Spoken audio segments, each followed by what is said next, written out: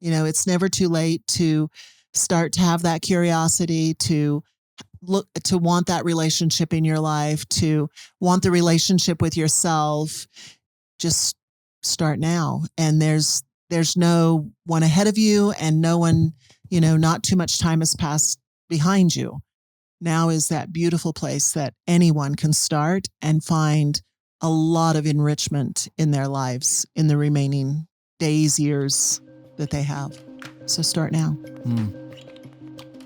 Let's turn our attention inward and explore the thoughts and emotions that shape our experiences and discover how to live with more awareness and intention. I'm David Dawson, and this is Interaction.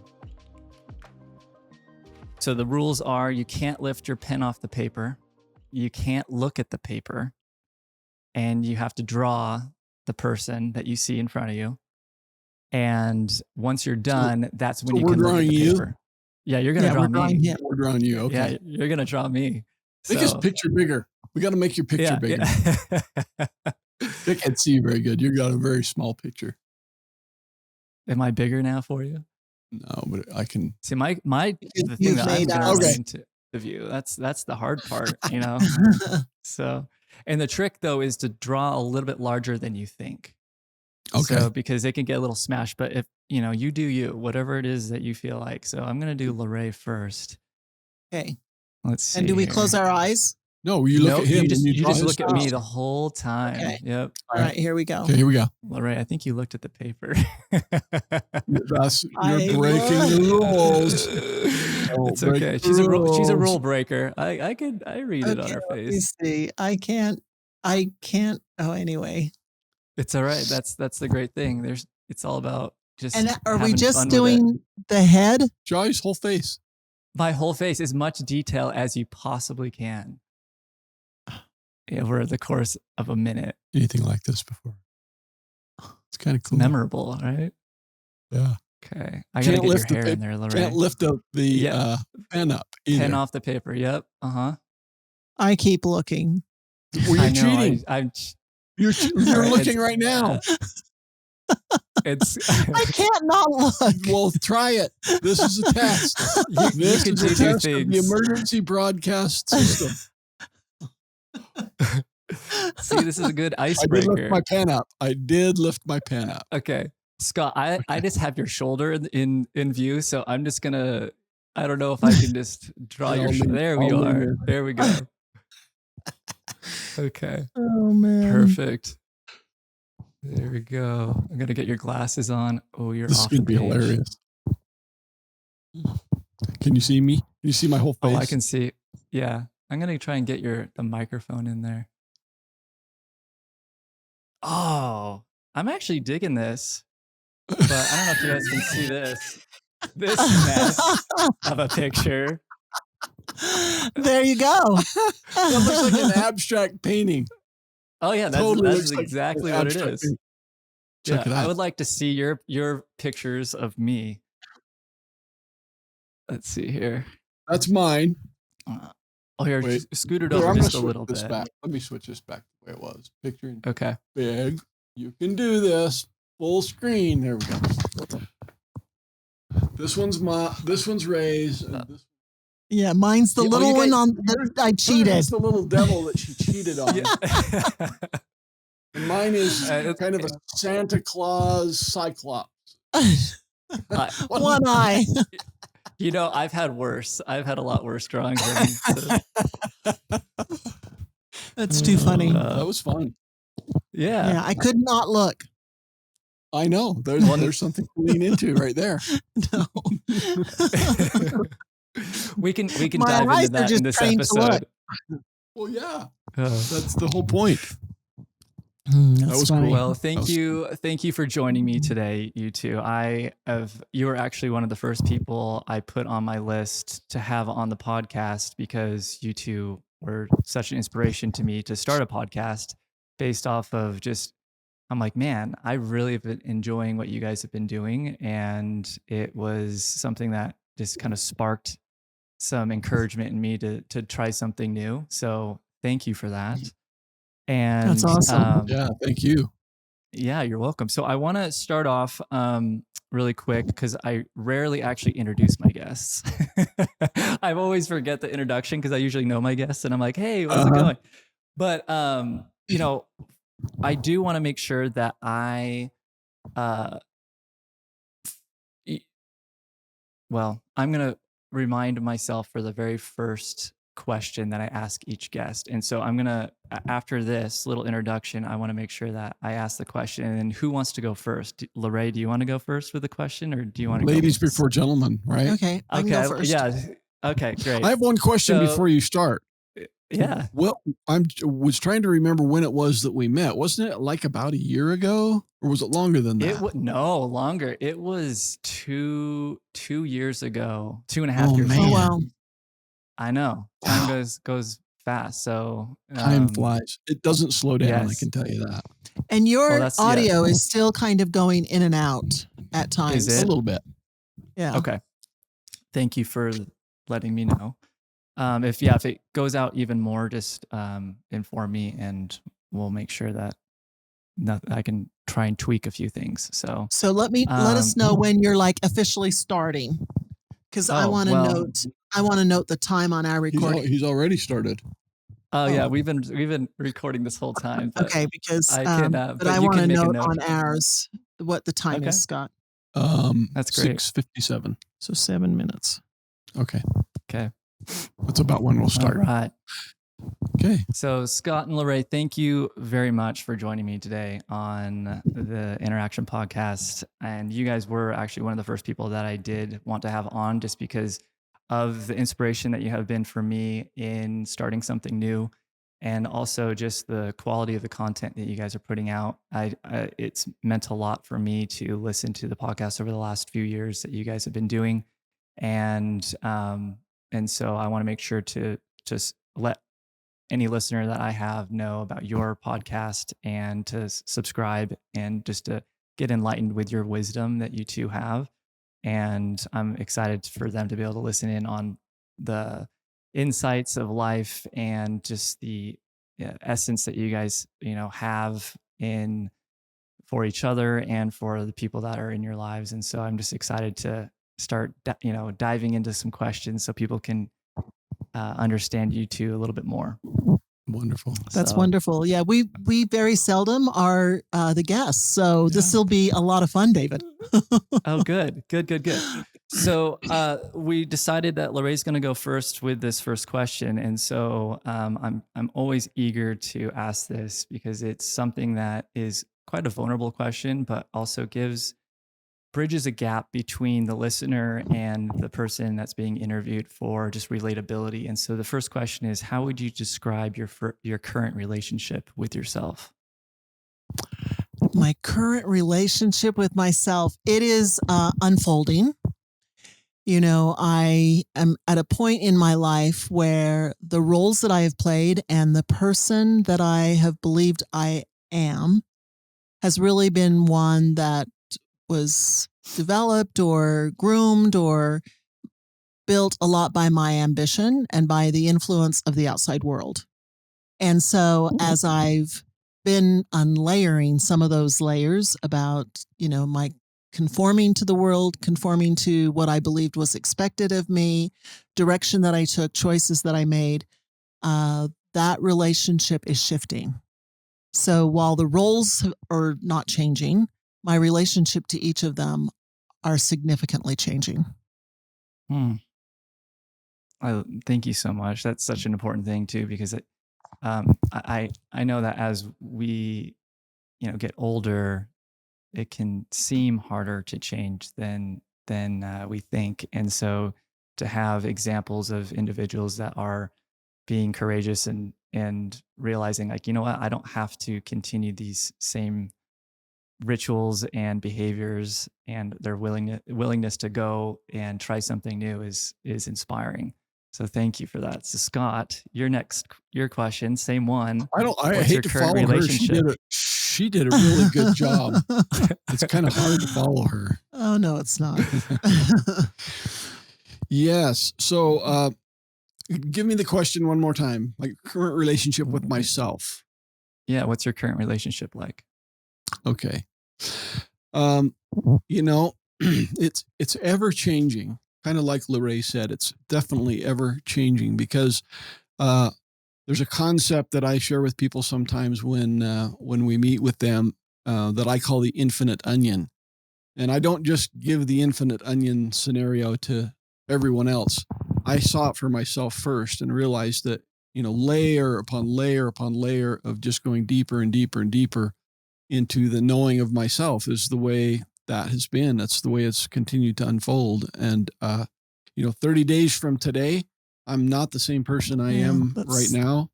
That's good. And when we're reading a book or something like that we've read before, and I have a completely different experience with it now because of my own change and my own place where I am. So that's kind of the way I try and lean into, if that makes sense.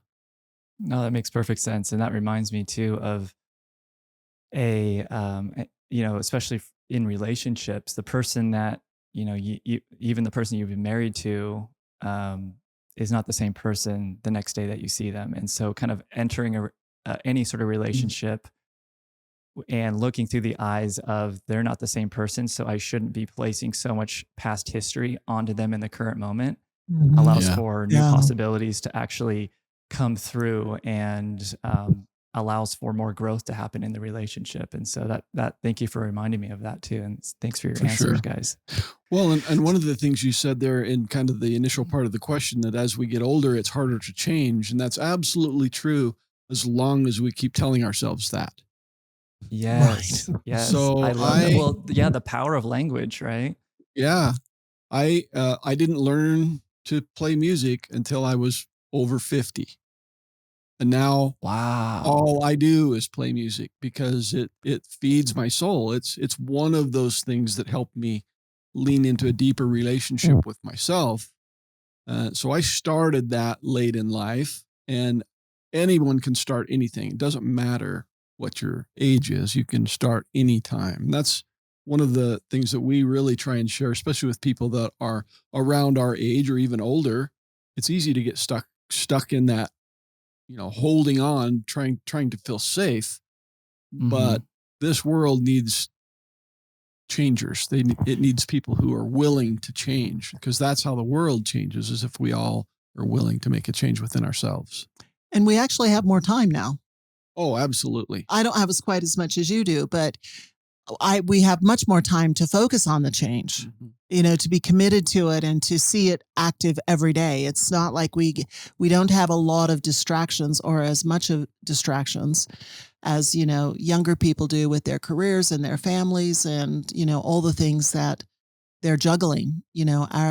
Our era of juggling is a little less. A little less juggling. Yeah, we have travel, and we still have family, but we have, less time with work and more time that we could work on ourselves. Yeah. I would agree with that 100%. Wow. So Scott, you actually brought up music, and that's one of the very first things that I want to ask today too, because when we first met, I was kind of joking where my wife finds it very fascinating that I always find the offbeat and I will snap or tap to the offbeat, and it drives her nuts because she's a drummer. And she's like, "Why are you on the offbeat? How are you? That's harder than the regular beat." And I always just tell her I'm above the beat. I just kind of joke around. But something that you said when I mentioned that, you said, "But you're still on a beat." And then you follow that up with, when you are in your drum circles, something that you enjoy doing is holding kind of that steady rhythmic kind of bass beat for everyone else to build off of. Right. And how does that show up in your life outside of a drum circle? Ooh, that's a really good question. Yeah, that's a great question. Because it metaphorically interprets and relates into absolutely everything. So there's a rhythm to life, just like there's a rhythm to a song.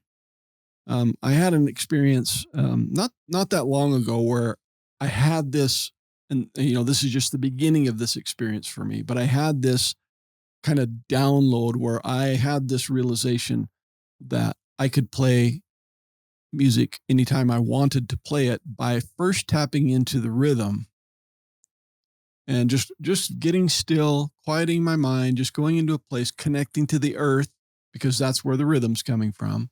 Allow that rhythm to come through and then just start to play. And once that rhythm gets established, then everything else can play off of that. For example, a flute. So I get a rhythm going, it's just a beat, and I've got my body rocking. I can feel it in my body. Now that I can feel it in my body, it's not just a rhythm, it's a wave. So it functions more like a wave than anything, because now it's in my body. And now I can pick up any instrument. It doesn't matter what it is, and it doesn't matter what notes I play. As long as they're in that rhythm, it's going to make a song. And it could be multiple instruments. It could be one instrument. It can be whatever it wants to be. Now, let's relate that to life. If you maintain your life in a frequency of finding a way to be present, whatever that is, everybody finds their own way. If you can find your way to presence and you can create from there, that presence is a rhythm. You can feel the rhythm in that presence. It's a frequency. Let's say, instead of saying rhythm, let's say frequency. So if you tune yourself to the frequency of presence and create from presence, you can't go wrong. There's nothing that you can create in that space that will be wrong. It stays aligned. It might be a happy accident like Bob Ross used to make, but those are some of the coolest things that there are, because these little accidents that happen during a song, or the accidents that all of a sudden we just run upon in our daily lives and anything that we're doing, it's a new way of seeing it. It's a new way of doing, and it's a new way of being that maybe's never been done before. And that's how we create something new. We honor all of the traditions that have been created and all the music, and it's all wonderful and beautiful, but we have to go into presence in order to create something new. How's that? That's a great answer. Thank you for answering that. Yeah, absolutely. So, this presence idea too, and I feel like it's so important, which leads me into this next question too, where, I remember in a previous episode on a podcast that you had mentioned that you are less and less interested in trying to convince others that your thoughts and beliefs are right. And so what have you noticed about yourself and others as you've put this into practice?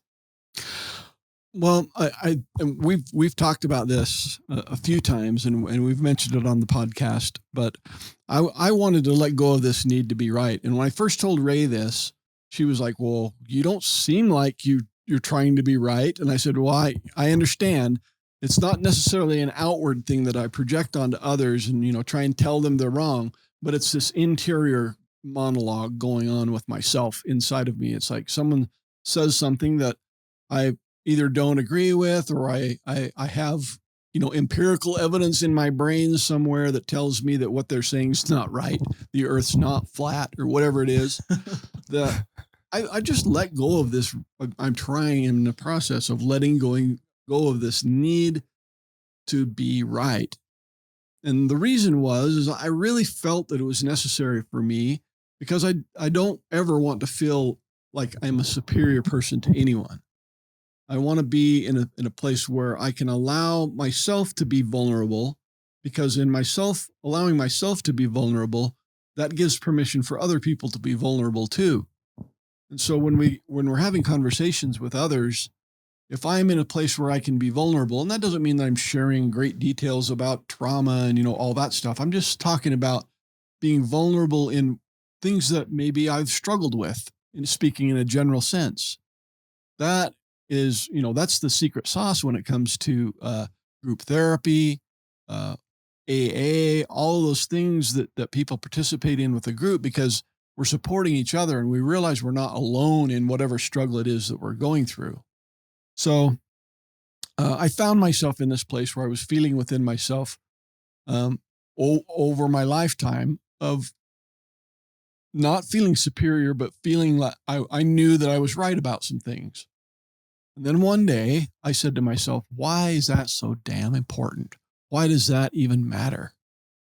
What difference does it make whether or not I answer a question differently than someone else, or whether I see things differently than someone else? Because the reality is, a lot of times there's two viewpoints, at least two, multiple viewpoints that are all right. It's just a perspective. So I don't need to hold on to my perspective as being the one. And, I lived in a high demand religion that was that message for a long, long time, that it was the one and only, the one true path. And my experience after leaving that and having some distance from it was that was very far from the truth. There's a lot of paths. In fact, right now, there's about 8 billion paths walking around on this planet, everybody trying to find their own way. And I celebrate that rather than say, I want to be right about anything. Sure, man, that I so agree with that. And one thing that I was thinking about while you're talking about the presence and allowing for there to be vulnerability and whatnot, I can see how there's, even going back to kind of in music and drum circles, there's a vulnerability of trying something new, laying a different beat, or expressing yourself in that session. That or playing a drum for even the first time and never having done it before. Yeah. And so I think that's a great metaphor for all these little interactions in life, for how we can build maybe a foundation that is consistent, but then from there it's meant to be played with, it's meant to be expanded on. And if all we're ever doing is being so fixated on playing things right versus being curious, and then we're not setting ourselves up for the most fulfilling life, I would say. It still could be beautiful, but maybe not as fulfilling and as curious as it could be. Yeah, I totally agree. The flow can make a whole lot better song than my brain. I can tell you that. Ooh. That's a snippet right it's there. True. It's magical when it happens, and you can actually feel the energy of it, that it's in flow and that it's not being forced. Yeah. It sounds LaRae, different. Do you ever chime in during those sessions too, LaRae? Like, do you pick up any instruments? In terms of playing, I do. I don't do it nearly as frequently as Scott does, but I definitely do. Scott gifted me a djembe drum a couple of years ago for my birthday. And so when I play it, it's interesting. When I first started playing it, Scott said to me, "You're doing it wrong." Well, you didn't say I'm doing it wrong. You said, it was the opposite. No, honey, of the way try I was this. doing it. You said, try this, because I lead with my left hand and I'm not left-handed. And so he was like, it might be easier if you try this. And so I tried that and I came back and I said, no, it feels really awkward. It doesn't feel natural. And playing the lead beat with my left hand feels much more natural. So, and then he was fine with it. He's like, okay, then good. That's different. Whatever it feels. But best. I think the reason you did that was you didn't want me to be disappointed or to fatigue or whatever. But so I've done that. And then recently, after we had Guillermo on our podcast, who is a beautiful and very talented flute maker, in that podcast, he really inspired me to purchase a couple of flutes. The inspiration came because I have been feeling that I wanted my relationship with the elements to deepen. And I have always felt, even when Scott first started playing the flute, that the flute was going to teach me about the wind. And I've wanted to experience that. And so I finally just asked Guillermo, like, if I wanted to build a relationship with the wind, what instrument? And then the other element is the water. And he suggested two different flutes. The wind one is a very deep bass flute, right? Mm-hmm. And the other one is a very high, small flute that has a really high note to it that is for the water. And so we've recently, that was the gift to me this year for my birthday. Mhm. And I'm really excited to learn to play those. Yeah, they're beautiful wow. flutes too. And they're really So, beautiful flutes. And I decided to have both of them in the 432 hertz. Mhm. And so originally Scott said, well, you might want to do the 440 because then you and I can play together. But Guillermo reminded him that he has a couple of his flutes that Scott can play in 432 with me. And I said, maybe it's better that my flutes are more the exception, where we play together very intentionally versus them being, kind of the Standard. mainstream standard. Yeah. So I opted for both of them to be in 432. And yeah, we're excited to see where that leads me and where that leads collaboration with both of us. oh wow, that's amazing. So actually, LaRae, so I wanted to ask you something too in this because I've been noticing this, and correct me if I'm wrong, but you've talked about your 10-day silent meditation several times on the podcast. And so I've been looking at, this contrast between the two of you, where it's kind of this perfect pair where Scott's all about, music, which is, this loud expression. And then you have this experience, which is very internal and silent. And so kind of playing with these two, opposing things, sound and silence. And so I wanted to actually ask you, because I've never actually attended any sort of meditation retreat. 10 days silent sounds a bit intense at first. Like, first of all, have you retreat? Yeah. Did you do anything before this, like a 10-day silent, or was this like, you just dove right in? She dove in the deep end. Yeah, I just dove in. But I do have to say, a dear friend of mine, Vanessa Dawson, suggested that I do it several years ago. And she said, you're going to love it. And I could not imagine myself silent for 10 days. And so I didn't even consider it. I didn't wrap my head around it. I just dismissed it. And then suddenly it started to call me. I started to think about it. And I thought, oh, now I wonder if Vanessa has done that again. And she would do small 3-day refreshers. And she typically would call me as she was returning home from those. And she just kept saying and encouraging me to do it. And then all of a sudden it felt like it was time. And I went out onto the website and tried to schedule myself to attend, I think twice. And the sessions filled up too quickly and I couldn't get in. I couldn't get confirmation. If it was more flexible, I could commit and let them admit me like a day before the retreat started, but I needed to be able to calendar it. So I had to sign up when I knew that I could be confirmed. And so I missed several sessions and finally put it on my calendar for a time when the registration was going to open. And I jumped right in, signed up, and was immediately accepted. And so I went June of 23. Yeah. Right? Yep. And I was gone, so it worked out perfectly. Right. And I was a little hesitant about it, but I was busy before I went, so I didn't think too much about it. And then I got there, and as I was registering, they basically said, here's a bag. You can put your phone and your keys and everything in it once you're done with that paperwork. And I was like, oh, wow. So it starts now. And they said, yes. Wow. And as soon as you're done, then your silence will start. And here's the schedule and here's the room.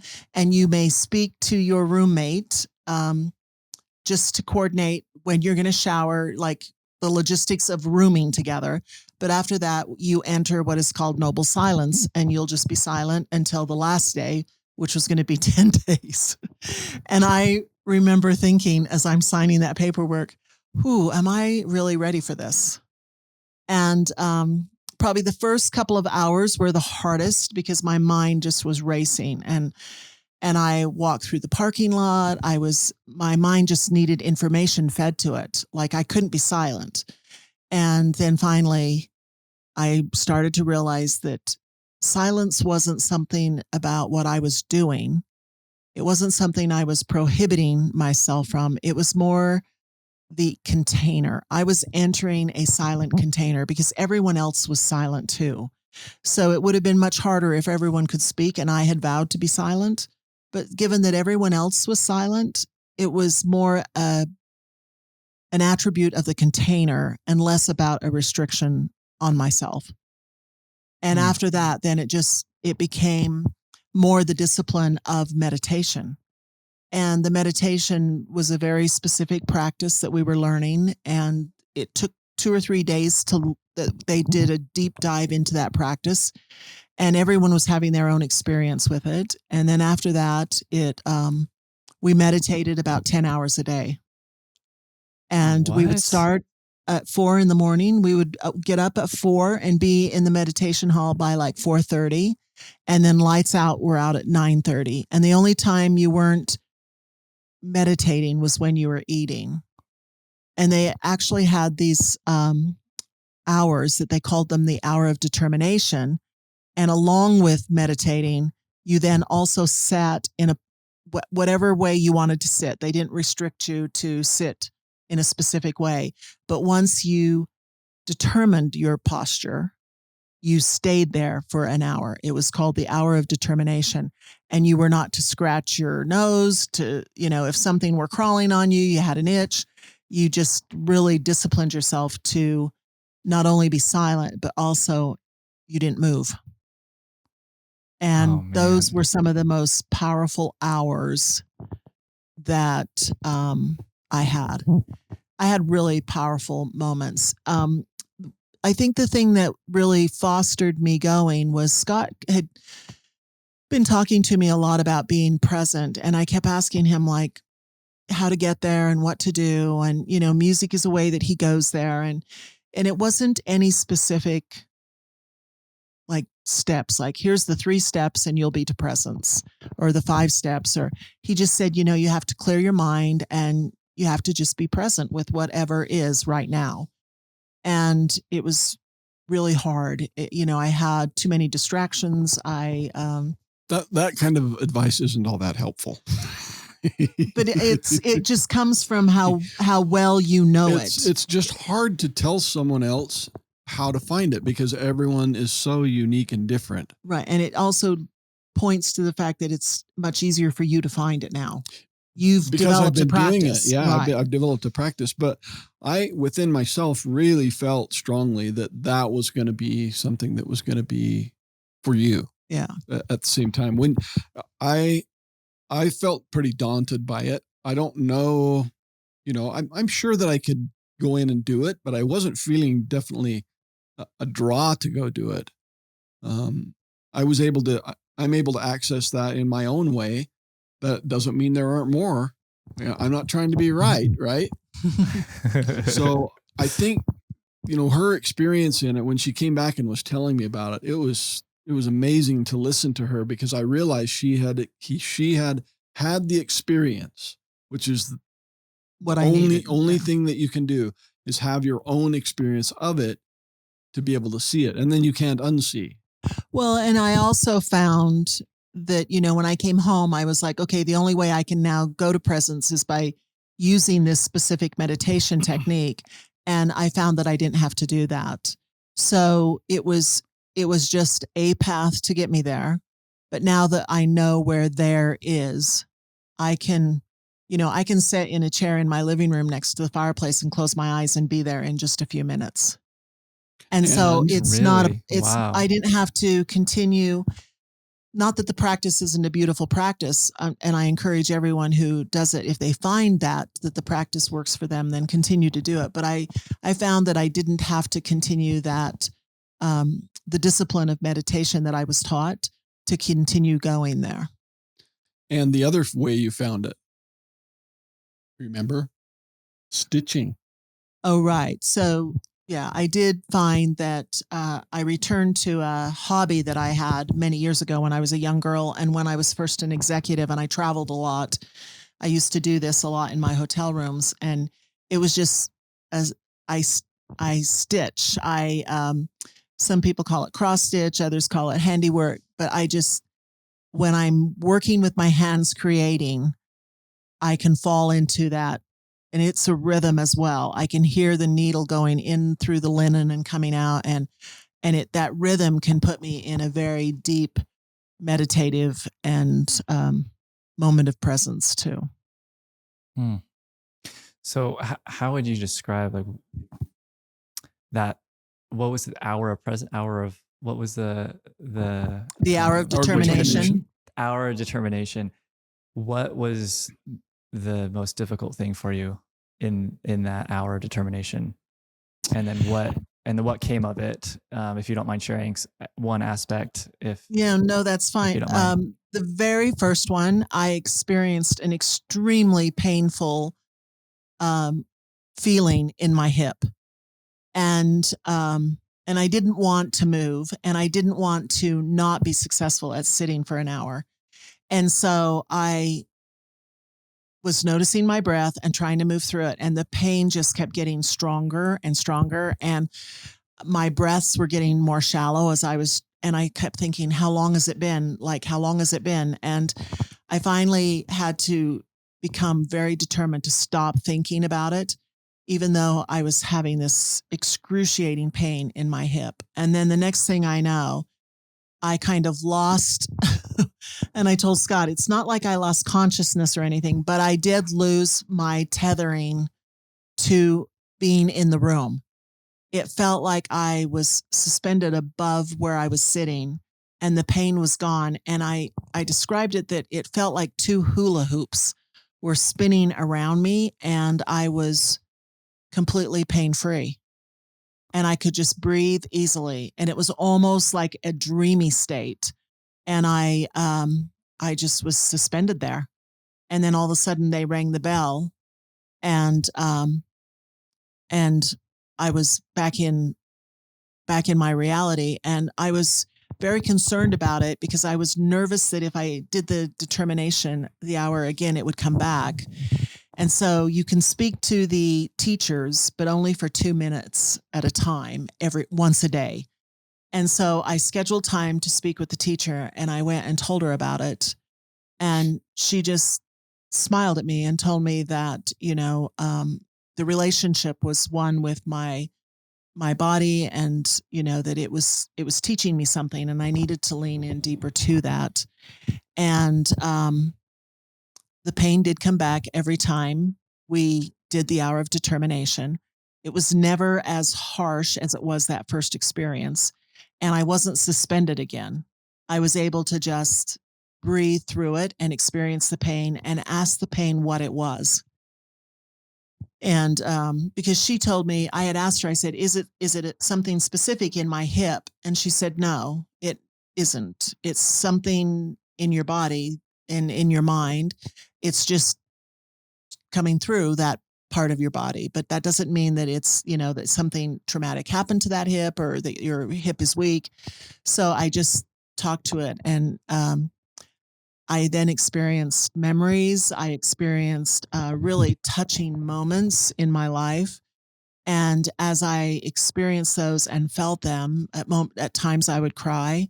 At other times, I would just have such overwhelming feeling of gratitude and love and acceptance. And by the time I left, I think it was on day 9, in the hour of determination, I had no more pain. And then on the last day, I had no more pain. Whatever it was teaching me had come, and really, I had worked through it all in those, by sitting with it and asking it what it was there to teach me. And then I believe all those memories were teaching me um, many things, but most of it pointed to the capacity to love, to not only love my father and my sisters, but also to love myself. That's incredible, man. I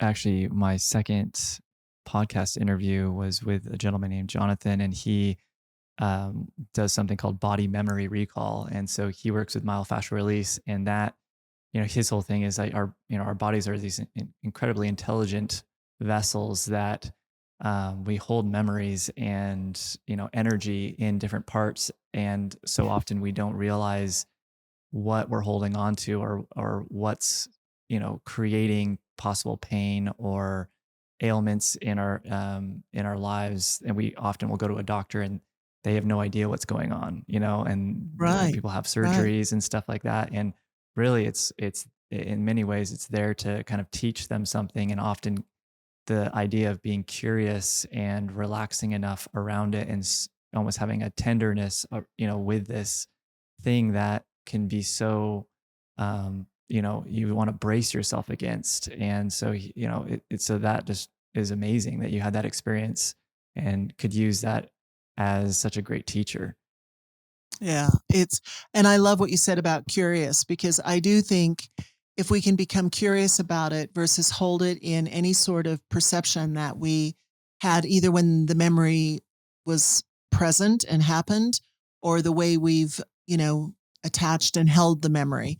If we hold it in Hmm. fear, or we hold it in, trepidation or whatever, that that is also part of what that memory now is, that vibrational code, or that, the vibrational fingerprint or thumbprint that is in our lives. So when I feel like all of those memories were important, and if you were to ask me, like, oh, tell me a memory about this, it was not a memory that was like close to the surface for me to recall right away.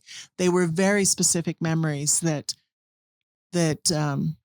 had really deep meaning to me, and that came forward, that really gave me a strong demonstration of just, again, my capacity to love and to be loved. Jeez. I'm already, I'm like, we can just end the podcast here, but I have so many more questions for you guys. Well, okay. So walk me through the experience of using your voice for the first time. After, obviously you talked a little bit in that 10 days, but it was so limited. So Did you call me first? I did call you first. I think You I were on your called way you. home, and I was just leaving rewilding. Well, I called you from the way home, but we first were allowed to speak to one another. And so you didn't speak except to the teacher. So only on the first day were we to speak to the roommate and kind of just work out logistics.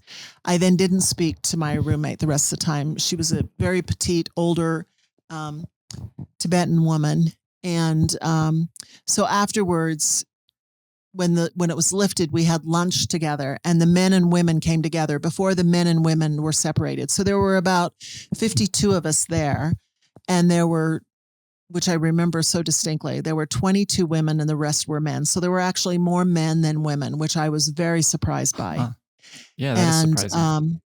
And so there was a curtain up always between us during eating. The women ate on one side of the curtain and the men on the other side.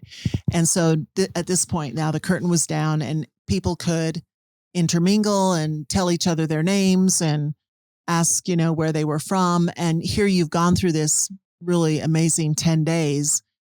And, the container, you could hear people crying. You could see people, you know, um, being there early or staying late. So there were just certain things you started to intuit about certain people. And so then suddenly, asking them their name and knowing them. Like I always noticed this one gentleman walked very slowly back to his dorm at night and would stop and stand and stare at the sky.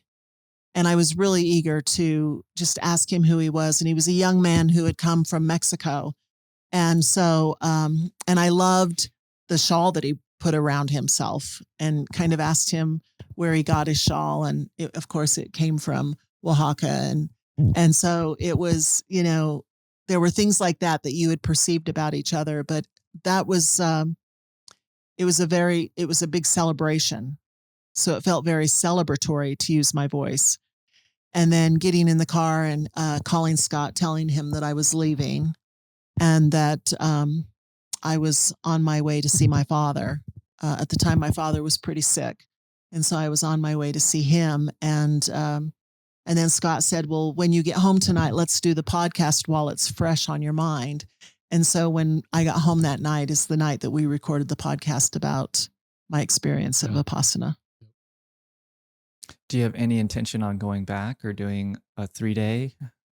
I have thought if Scott, so there's two ways that you can do it. You can go as a guest, as a student, but then once you've been, you can also go and serve, and then you can sit in the group sessions, which includes the hour of determination. And so I have told Scott that I would definitely go back if he decides to go as a student, because I would love to be of service to the group that he sits with. And we have a really good friend, Hugh Vale, that has told Scott that when he goes, that he would like to go with Scott. And it's funny because while I was there, I could see the two of them there. And so it makes a lot of sense to me that it will call to them at some point, and they will do that. It's on the radar for sure. Do they recommend 10 days first before doing 3-day, or can you? You have to do 10 days. You have to do 10 days. The 3 days is only open to students that have been through the 10-day. And it's fascinating how many returning students there are to the 10 days. I mean, people had traveled from California and Washington and Texas, and it was their third and fourth time sitting for 10 days. Where was this? And I did it at the Vipassana Center in Lava Hot Springs. Yeah, Lava Hot Springs, Idaho. Yeah. And it's a rather newer center. And since I've been there, they've built a new meditation hall. And it's also a beautiful way, the way that it's structured is because you do not pay for anything. The students that have come before you have actually paid for your tuition to attend. And then after the 10 days, they basically ask you then to pay whatever your capacity is to, or the value that you feel you got. And by your paying at that point, you're paying it forward now for other students to attend, because they don't want people not to come because they can't afford the tuition. Oh, that's and that was very confusing system for me, because when I signed up, I'm like, how do I know the price? And she came back and she said, there is no price. It's been paid by the students who came before you. And when you finish, you'll have the opportunity to contribute to that, whatever means you can, for students to come then behind you. This is intriguing. I'm like thinking, could I do 10 days? I don't know. That's daunting, but man, I felt the same I way. wanted to, So I want to talk about your podcast, the Observatory. Like, I want people that are listening to know about what you guys are doing and what it's about. So could you kind of give a brief synopsis of, how long you guys been doing it and kind of the theme of your show? Sure. We've told this story a few times, and it's interesting how it all unfolded. So let's kind of go back there. So Ray was encouraging me to do a podcast for a while. It's probably 3 or 4 years at least. She kept saying, we should do a podcast. We should do a podcast. We should do a podcast. And I kept saying, yeah, that'd be great. But I wasn't really committed to it. And things just happened, and things just started aligning where I felt more aligned to doing it. And she had always been there. She was just waiting for me to get my shit together and do it. So it took me a little bit longer to lean into it, but we've been doing it 2 years in September. So 2 years and a little bit. And it was, I think we just both got to a point where we realized what we wanted to do was provide a place where people could come and share their stories and whatever their experience is in life to help others, to the things that they've gone through, the hero's journey type of scenarios where they've gone through some difficult thing, come out on the other side, and then they're bringing the gift back to humanity, back to the tribe. Yeah, we wanted it to be a platform for shared experiences and for others to learn through those shared experiences rather than to be an intellectual discovery.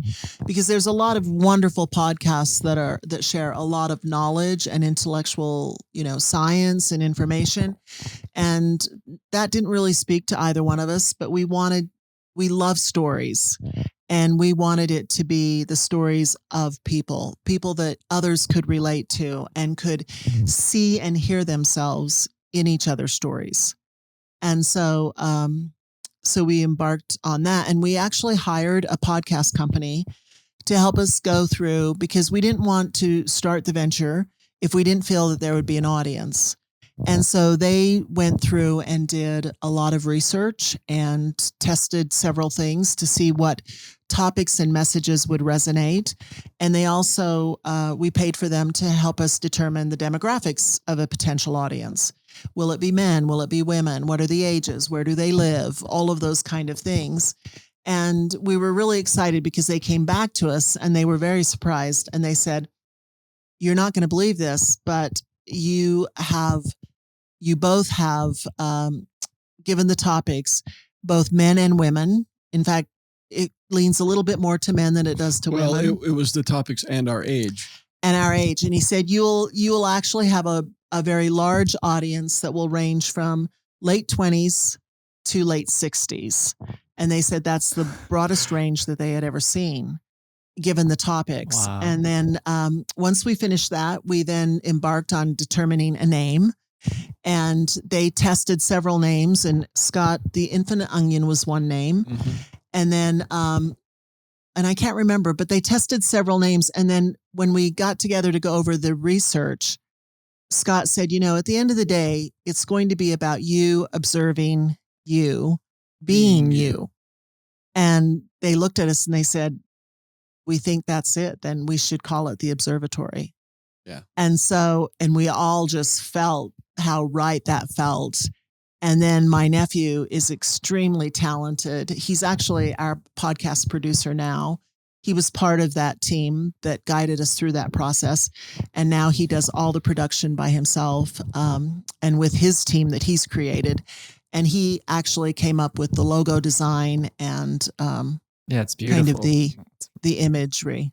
And the name of the observatory came from that quote, but also this room that we're sitting in here that you see us in is called the Observatory. This is where we bring people in to do sound healing and medicine work and meditations. And as you can see behind us, it's all windows. And it looks out over our backyard, and it looks out over the garden and the teepee and everything that's back there. And so you can see everything that's out there around us in form by observing it. But it's not just about that. And we say this in our introduction to the podcast. It's about living your life instead of from the outside in, living your life from the inside out, where you understand that the perception that we have about living doesn't happen. At a certain point in life, we have to shift where we're saying that all of this stuff outside of me is making me who I am, and realize that all of the things that I am are happening within me. That's where it's all being created, is within me, not something that's influencing me from outside. It's all happening within. And that's the reason that we wanted to do it, because it was an observation of everything around me, but it was how I'm perceiving it within myself, an inner experience rather than an outer experience. And then, just the way the universe works. And we didn't realize this, but the podcast has actually been a significant tool and a beautiful prompt for us to also embark on the very journey that our listeners embarks on. And so when we started and you said, what's the relationship with yourself? The podcast has been a significant tool to continue to prompt us to look at the relationships that we each have with ourselves, as well as the relationship we have with one another, and then just the relationship that we have with life. So I think all of that has been kind of divinely led for us to continue that path. Yeah, it just goes deeper and deeper. I mean, even just to give you an example, like this morning I was in my meditation and I was just sitting there. I'd played some music and I'd just been sitting there, and all of a sudden this insight comes through. And it's something that I've thought about many times and I've heard many times, but today it was just like it gelled, and I understood as if for the first time that I can only love someone else as much as I love myself. I can only honor someone else as much as I honor myself, or as much as I respect myself, or, insert whatever word you want to there. You have to have whatever it is that you want to bring forth in the world in your relationships to other people. for yourself within yourself first. And today was the day that really gelled for me. It's interesting we're having the podcast, but it's one of the things that I wanted to say while we're here, because I think it's important for everyone to have that realization and really lean into that, because having a relationship with yourself first is the most important thing. If there's any trepidations or, judgments or hates or shames or anything around within you, that's going to hold you back from being able to love as much as you possibly could, or help others as much as you possibly could, because you're not connected as much as you could be with yourself. And I think that's an ongoing thing, right? And it ebbs and flows. Yes. But it was a deep realization for me today. That's really beautiful, sweetheart. I hadn't even told Ray yet. Thank you. That's really for sharing beautiful. that. Yeah. Man. Yeah. Thank you for sharing that. I, Sure. was going to ask you guys, and you kind of answered this question, but what have you discovered about yourself through this podcast? I mean, and how do you two support each other? Because, obviously I'm learning for myself. There's a lot more to things than meets the eye. And so, Sure. who picks the guests, and do you guys, usually pick different themes, or, how does that work between the two of you? Well, it's really interesting. We prefer to show up in a very unstructured way.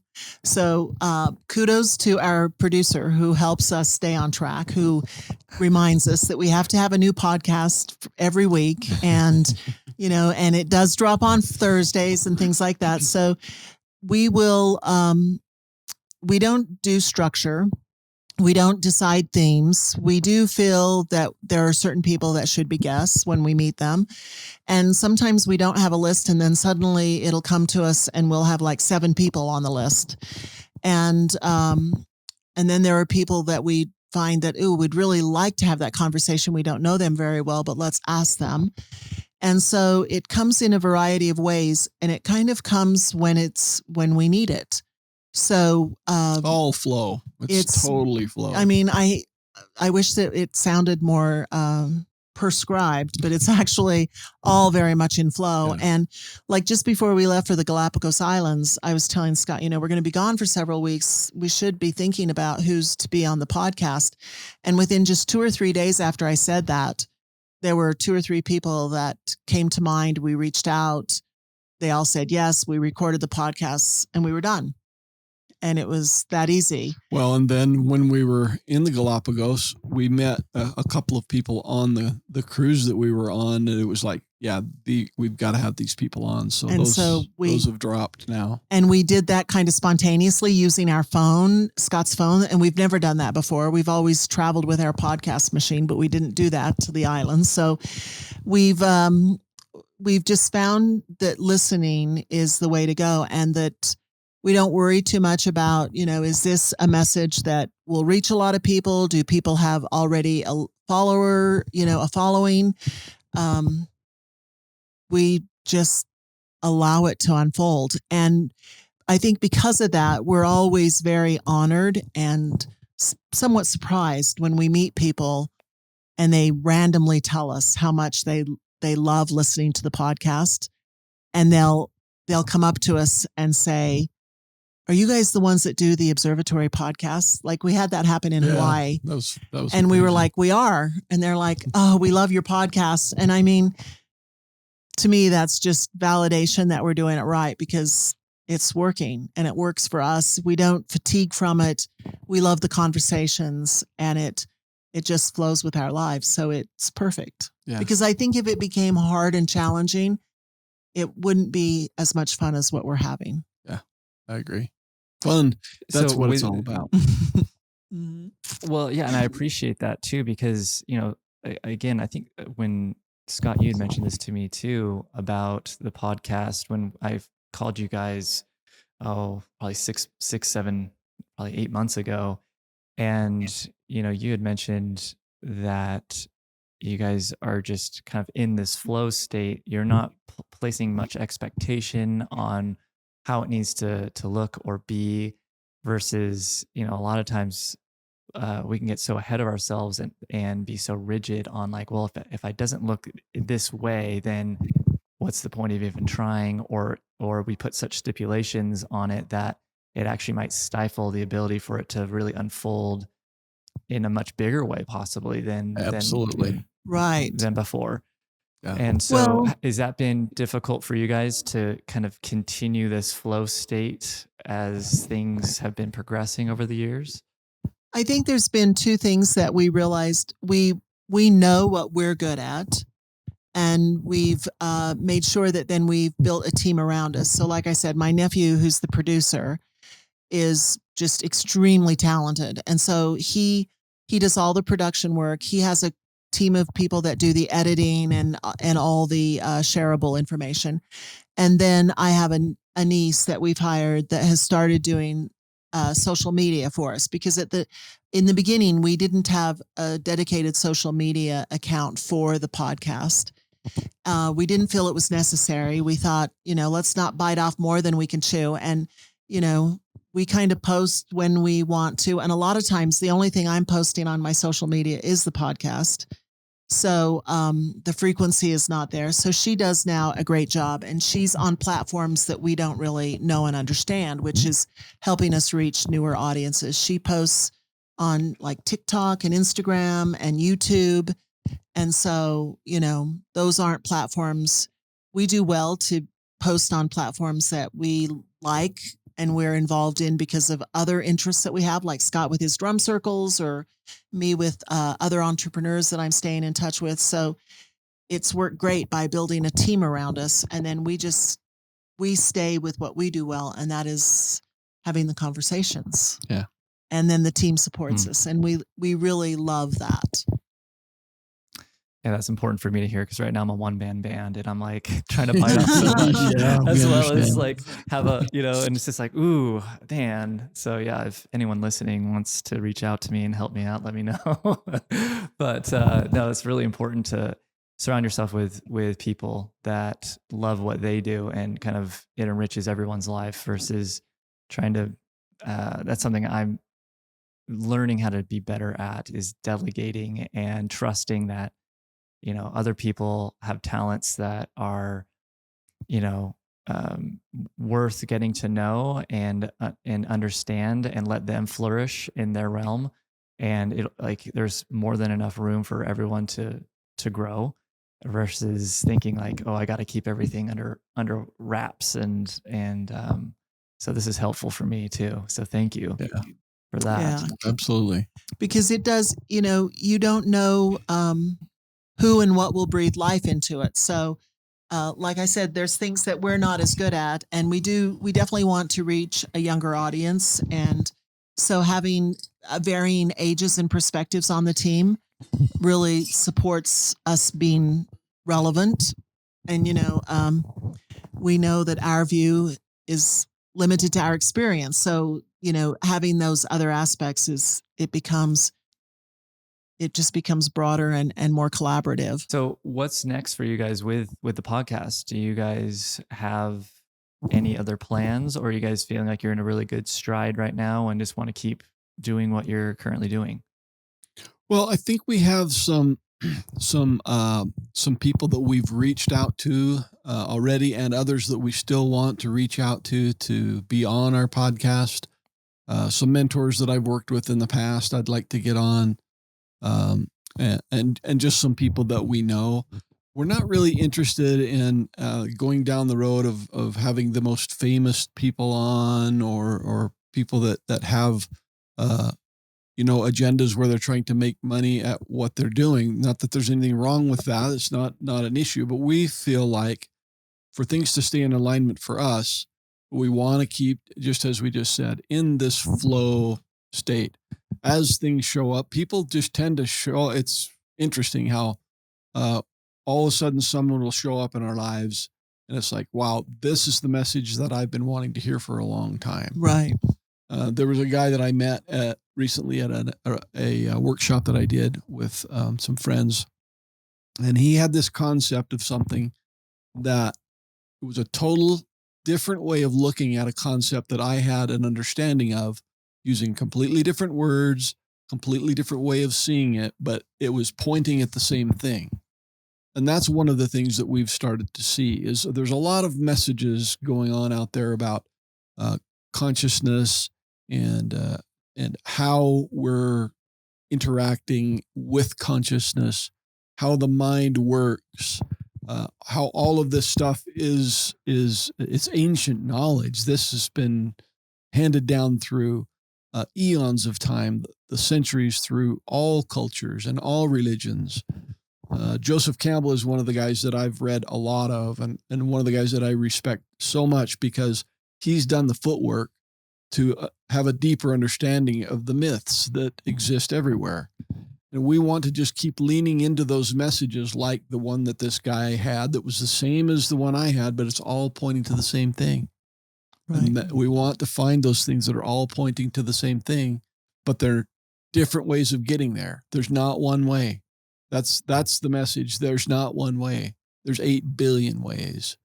So the more we lean into that kind of a message, I think that opens up an opportunity for us to feel more connected, more together, more united than the separation that we all see around us all the time. That separation is like an elastic band. It's stretching about as far as it can go. At a certain point, it's going to snap. It's going to start coming back. It's already started, is the reality. Yeah, I feel that. It's not going to be an overnight cure. Nothing is. But there's a lot of people that are coming into a deeper realization of who they are, that has nothing to do with religion or this God on a cloud that everything has been made up to be. It's much deeper and much more expansive than that. That's a very limiting way of looking at this thing that people call God. It's much more expansive than what our human-made belief systems have tried to figure it out by. It's more mind. It's more thinking. It's less feeling, and it's less within. It's outside. It's a God outside of me rather than something within. And I also think... oh, sorry.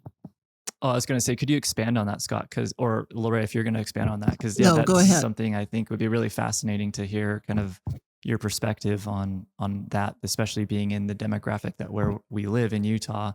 That could be a very different viewpoint. So could you expand? Sure. And so you're saying expanding on this God within instead of outside? Yeah.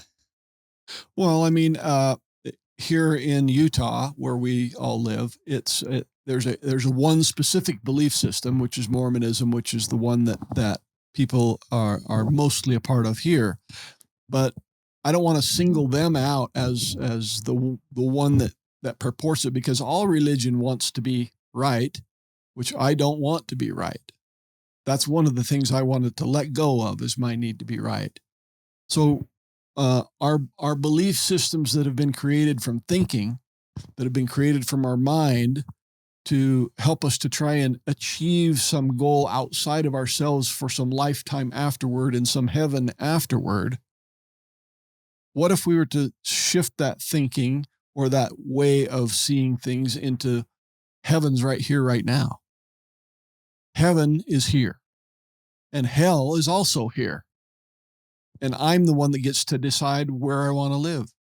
Do I want to live in heaven, a life of beauty and joy and connectedness, or a life of hell, one of disconnection and density and sadness and fear? Because I get to choose that. What happens after this life? There's no way for us to know what happens after this life. People can tell you that they know, but I can tell you that they don't know. I know lots of people who have had near-death experiences and experienced something, but their stories are all different with one common element: unconditional love. That's the common element with everybody who's had that kind of an experience. And that was my experience. I had an awakening experience in 2008. When I had that experience, that was what I felt. I felt loved. I felt accepted. I felt one.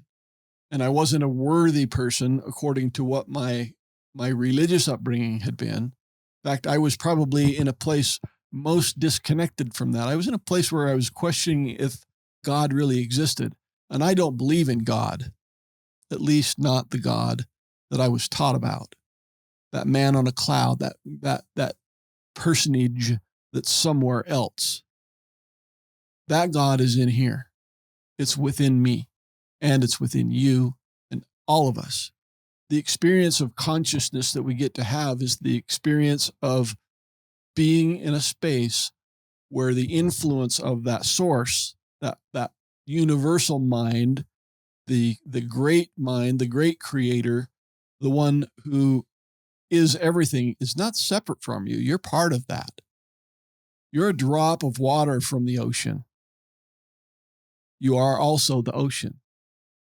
You're both. That doesn't mean I'm God, but it means I am of God. And you are. We all are. So when we set up a belief system that excludes others, that is exclusive and not inclusive, it creates separation. And that's what religion has been doing since the beginning of time, is creating more and more separation. I'm right, you're wrong. This is the way to do it. That's not the way to do it. The reality is all of those things can exist side by side if we just allow everyone to believe as they want to believe and not try and tell them they're wrong or that they're right. There doesn't have to be that black and white. Now, if you tell that to a person that's in that kind of a system, they're going to say, you're nuts, you're crazy. What about the devil? What about God? You can't do that. Well, I'm just telling you from my own experience that I had a deep realization about God, that God wasn't that man on the cloud. And I also had a deep realization about the devil or Satan. I'm God. If I'm God, I'm also the devil. I'm both. And how that shows up for me in my life is just, it's how I connect. It's how I show up. I'm making a choice. If I'm casting my negative actions onto some being outside of me, like the devil or God, or like the devil or Satan, I'm also casting the good things that I do outside of myself onto some God out there. And if I'm doing that, that's absolving me of responsibility in any of it. So why am I here? What am I even here for? If it's all for God, if it's all for Satan, what am I here for? I think it's just something totally different than that. You've probably heard people say that you are God having its own experience. God experiencing itself through you. And in 8 billion ways. 8 billion different ways of experiencing it. That's what's so beautiful about it. There's 8 billion perspectives walking around on this big round ball that's in this space where we're able to walk around in form, to be here in a body, experience all of the things that we get to experience while we're here, have the sun shining 90 million miles away from us at the exact distance it needs to be for us to survive, to create the necessary means for us to have the seasons, to have the moon and all of the rhythms that happen in the world and on the earth. It's a beautiful thing. And is there an overall being creator of all that? Yes, but it's not a man on a cloud. It's not a man on a cloud. It's something else, much deeper, much more expansive, and something you can know while you're in this life, not when you die and go somewhere else. You can know it here and you can know it now, in the present moment. I'm going to add that because that's the only place you'll find it. Which kind of brings us back to the very first question when you said, what is your relationship to yourself? Because in order to find it, the cost is your old self. Yes. The self that, had either all those beliefs given to you or you adopted, and then really coming from a place of curiosity and love of self to really ask all those questions. And not everyone needs to ask all the questions, and not everyone needs to get to the same place or the same answer. They just have to begin the journey that is for them to have. And that's I think that can at times be really frightening if what we like is familiarity, because it can take us to the unfamiliar parts of ourselves. And but going there is by far the greatest reward. And so, it's hard for people to understand that until you've embarked on that. And then once you've embarked on it and been on it, because the first few times are a little discombobulating, and you question yourself because you have very deep patterning that pulls you back into what you've known and what's familiar. But the more you reach for what you think is unfamiliar, the more familiar that becomes. And that familiarity goes much deeper than your mental memory and your mental experience. It really speaks to a part of you that has ancient ties to something. What if you felt that? Yeah, I just like drop the mic from here. What, if you don't mind sharing, what has been a big catalyst for each of you to start that path? Because if someone's listening, this could just seem so outside of their conditioning, or someone that it can seem just overwhelming to even start to go in any direction other than what they know. What has been helpful for you to start this momentum? You want to go first? You want me to? You can go first. Okay. So I'll go back to my Mormon upbringing, because there's truths in everything, right? Line upon line and precept upon precept. If you remember that one from Mormonism, because we learn things in stages. And as I look back now on all of the stages that happened from, I talk about quite a bit of the period of time in my life after my divorce where I had to learn who I wasn't. And I was stuck in that place for a bit, about 10 years, learning who I wasn't. And being able to have that experience, finally in the end, it was kind of like that rubber band snapping back like I was talking about earlier. I had created enough spiritual distance between myself and whatever my creator was, which I had no idea what my creator was. But I had created enough spiritual distance where I felt kind of lost, and I felt kind of empty. And I felt like the things that I was doing that I thought were making me happy weren't, because they were feeding my body, but they weren't feeding my soul. And it was at that point that it started to shift. And like I mentioned earlier, in 2008, I had an experience that was just mind-boggling. I don't, to this day, really know how to explain it, but it was nothing more than just a shift of perception, opening a door into leaning into seeing things in a more expansive way. And where it led me to initially was a deeper connection to nature.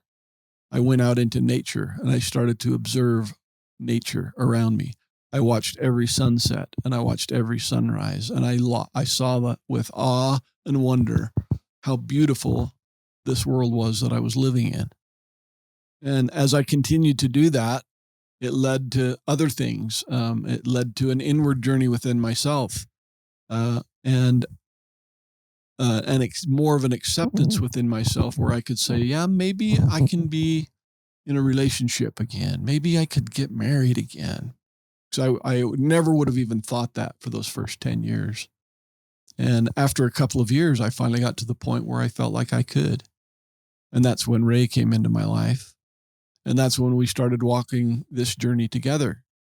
And the things that led through that were, not always wonderful and easy. There were some really hard things that we both went through, and we went through together, hand in hand, supporting each other, helping each other. And that continues today. But I think one of the biggest things was when we went to Peru and did a plant medicine journey with ayahuasca in 2016, which was not really on our radar. It wasn't anything that we felt like we were even drawn to until we got invited. And then it was just like, yeah, sounds like what we should lean into and do. So we did. And we did multiple journeys for that first few months, and then we haven't been back to do ayahuasca again in a number of years now. It's been a long time. But that opened a door. It was a doorway to a new way of perceiving. Right. And you're seeing that a lot these days. There are a lot of people that are talking pretty openly about that. But I think you have to be careful. This is one of the things I've been talking about lately, to not make the thing the thing. And that goes for anything. Don't make the thing the thing. Whatever the thing is pointing to, that's what you want to lean into a deeper understanding of. And that's not something you can grasp and make into an equation. So A plus B equals C. It's an ongoing experience of presence. And what unfolds in that space of presence is your life. When your life unfolds from presence, all the puzzle pieces come together. Things unfold just as they're meant to. Does that mean that everything is beautiful and wonderful all the time? Absolutely not. But when difficult things arise, you're in a different state of mind to see it as a lesson instead of a punishment, or instead of a, I don't know what a better word for that is, but that's the way I was taught. Like a judgment. Yeah, a judgment, or something to be ashamed of. They're all just lessons. So as I leaned into all of that, like I said, line upon line, precept upon precept, here a little, there a little, it all just came through in waves. Yeah. And it's continuing today. I told you earlier, something I learned today, and there'll be something more tomorrow and every day. And I have to be like a 6-year-old kid again. I have to be curious. Well, and mine's very similar but different, which is so beautiful, because again, it points out that each of us have our own perspective. So, mine was more about me making choices in my life that kind of prompted me on a path towards experience and success and what I wanted as a career. And as that appetite for my ambition and my professional endeavors continued, and in front of me, there was always another accomplishment to make, or another achievement to have, or something bigger that I hadn't tried, that kept me going for quite some time. And then suddenly it started to feel that there was some repetition in all of them, even though they could bring more money, they could bring more experience in terms of what would be professional, or how well I was perceived or deemed successful. There was something that was lacking. And it was at that point that I really asked myself, what was I missing? And it was an answer that I knew that I had kind of been avoiding for a while, but I knew deep down in my heart that I wanted to be married. And at this point, by the time I asked that deep question, it was just before my 50th birthday. And so suddenly making a choice that finding a partner was going to be important for me. And here I had all this outward success. So certainly, I could find a partner applying those same skills, which was a really wrong way to look at it. And it was disastrous. And I didn't find a partner. No matter how many dates I went on, or how I divided the attributes that would be a successful match for me. And finally, when I let go of that and decided that, maybe I was meant to be single, then, and now I'd put 2 or 3 years into it. So I'm now 52. Then Scott came, and we had actually known each other when we were younger. Our lives then crossed again. And at this point, I had less ambition in in wanting a relationship. My heart was more genuine. And it wasn't about finding a perfect match for the person I was, in terms of all my outward measures and successes, and we could be a power couple, we could do this, suddenly the measure was more the measure of my heart.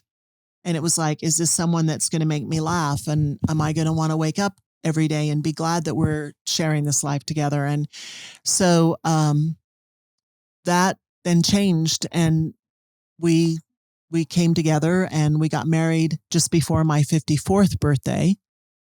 And I have realized that I had really been on a journey that was one that I could take alone, but that for the remainder of the journey that I'm to have in this life, I needed a witness to my life other than just myself.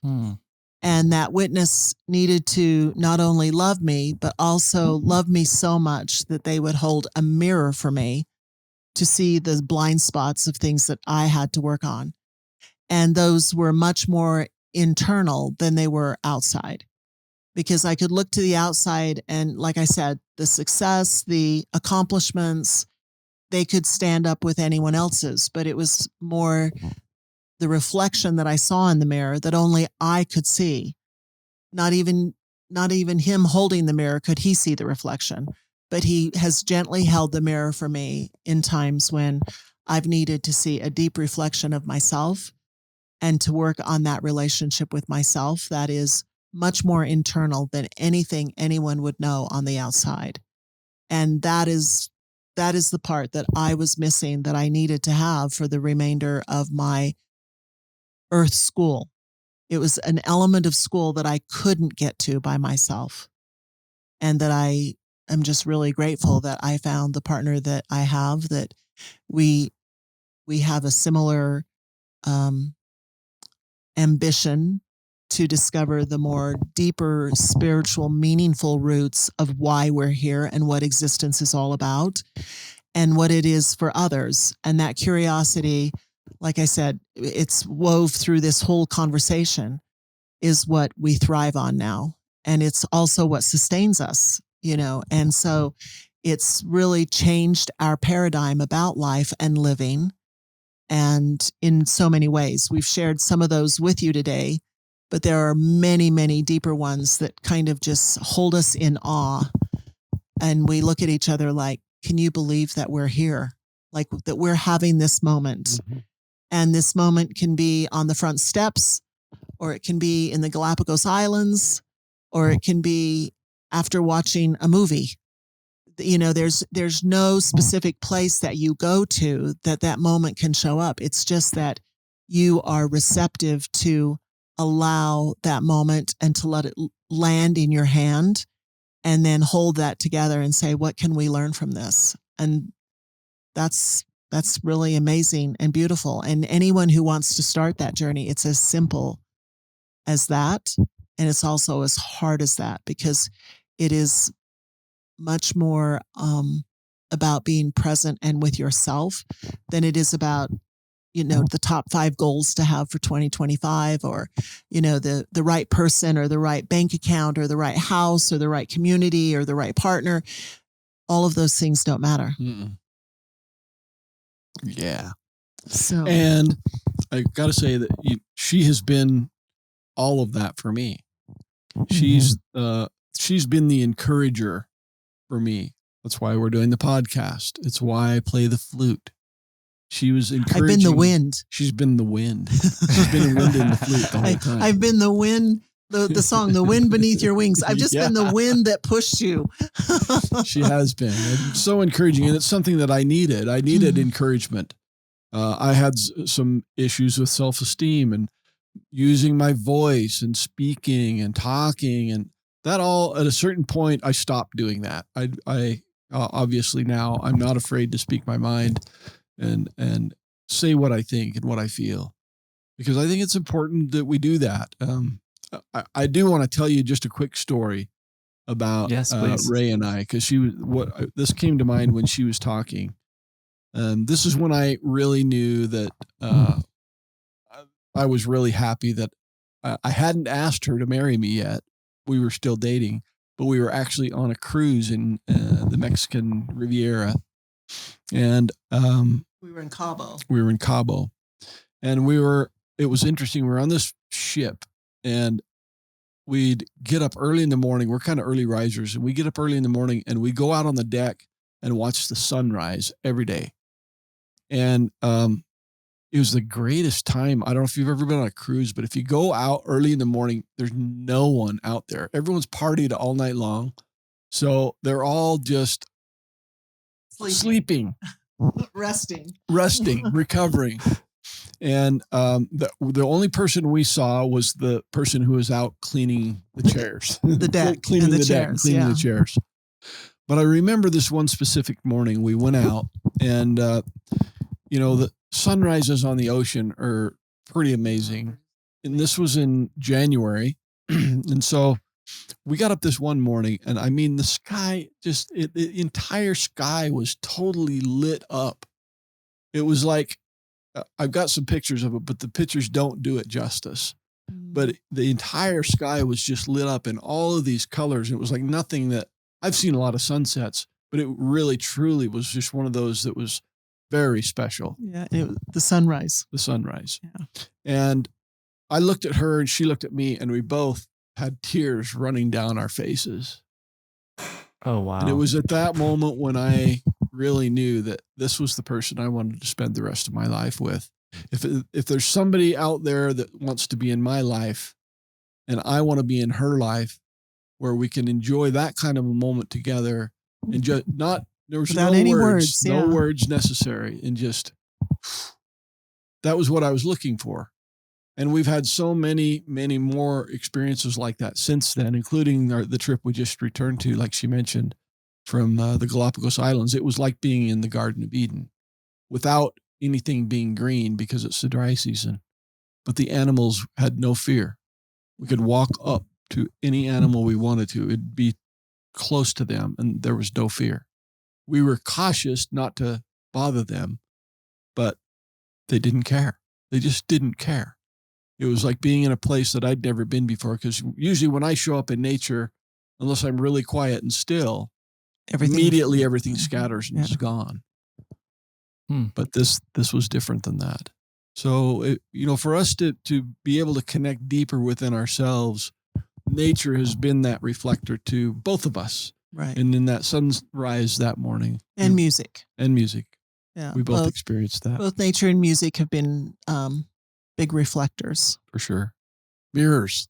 Yeah. Once again. Well, you two have been the most amazing guests to have on the show, and I really enjoy your ability to articulate very complex things, but in a very simple, almost inviting and gentle. It's not harsh.